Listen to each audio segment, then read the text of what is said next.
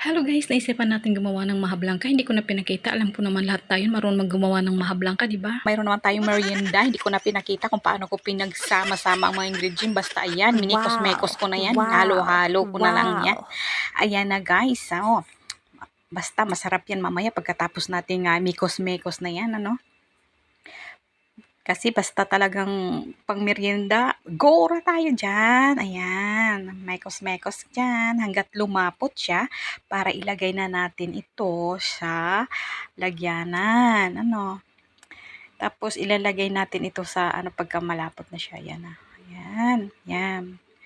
Halo-halo, halo. Pagka okay na yung kanyang lapot, patay na natin yung apoy. Tapos halo konti. Paghalo-halo natin ng konti yan. Tapos okay na yan. Pwede na natin yan ilipat sa ating lagyanan. Ayan guys, lipat na natin yan. Depende sa inyo guys kung lagyan niyo ng mga cheese, kung anong gusto nyo.